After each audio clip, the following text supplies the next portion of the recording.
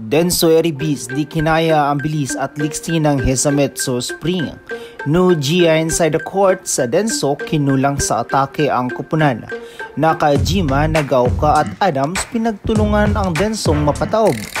Good day ka trending, this is Kuya Jeff, the voice artist of this channel. Bago natin yan pag-usapan ay huwag mong kalimutan mag-subscribe at hampasin ang notification bell para maging updated ka sa latest Pilipinas volleyball trends. Hindi nga pinasok ng Denso ang ating pambato na si Gia Morado na siya sana'y maging dahilan upang mabago ang laro ng kupunan. Pinataob lang naman sila ng Hisametsu Spring in 5 thrilling sets sa score na 21-25, 25-22, 23-25, 25-22 at 15-7. Pinangunahan nga ng import na si Adams ang opensa at depensa ng kupunan. Sinamahan pa ito na nag-init na si Nakajima at Nagaoka na isa sa mga nagpahirap sa depensa ng Denso Eribis.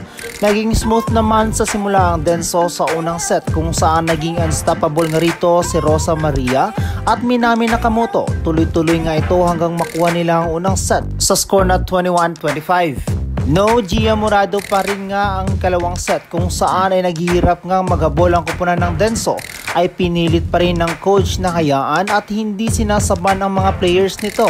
Lumaki nga ang kalamangan ng Hisametsu Spring dahil na rin sa mga atake na ginagawa ni Nagaoka, pinasok nga si Gia Morado sa pagtatapos ng set 23-20.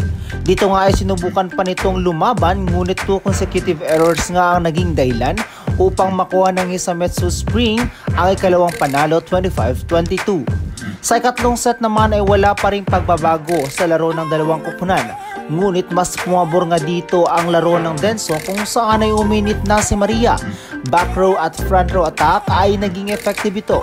Medyo nababantayan na nga ang mga bigayan ni Yamaguchi dahil nakakapan na rin ng Spring ang mga spikes ng Denso Eribis.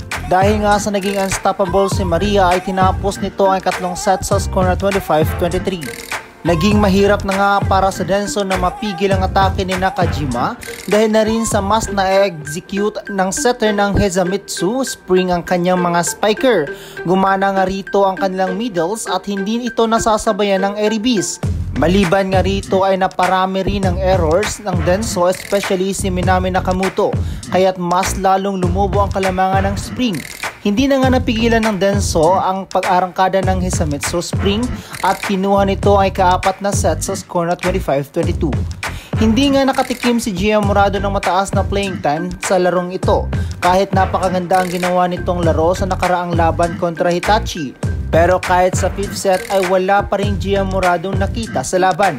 Bumulusok nga rito ang Hisametsu sa huling set kung saan ay palitan lang ang puntos ng wing spiker nito na sila Adams, Nakajima at Nagaoka.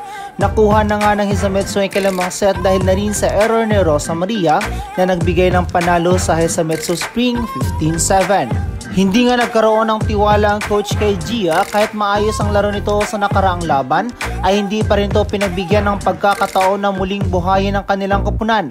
Napag-iwanan nga ang Denso sa atake dahil mas nabigyan ng magandang execution ng Hisametsu setter ang kanyang spiker. Well-established nga ito, especially ang kanyang middles na naging dahilan sa kanilang pagkapanalo. Hindi nga kinaya ni Rosa Maria ang kupunan dahil medyo naparami nga rito ang error ni Minami kaya't halos lahat ay siya ang pumupuntos para sa kupunan. Medyo off nga sa ngayon ang laro ng Denso at hindi pa ipinasok si Morado na sana'y makapagbigay ng maayos na distribution para sa kanilang team. Sa ngayon ay nakuha ng Denso ang unang talo sa ikalawang round sa Japan V-League. Mga ka-trending, isa ka ba sa unsatisfied sa nagawa ng Denso Eribis sa laban nito kontra Hisametsu? Meron ka pa bang idagdag? I-comment mo na yan. So that's it for today's video ka-trending. Don't forget to subscribe at hampasin yung notification bell para update ka sa latest ganap ng volleyball sa Pinas. Thanks for watching. Bye for now!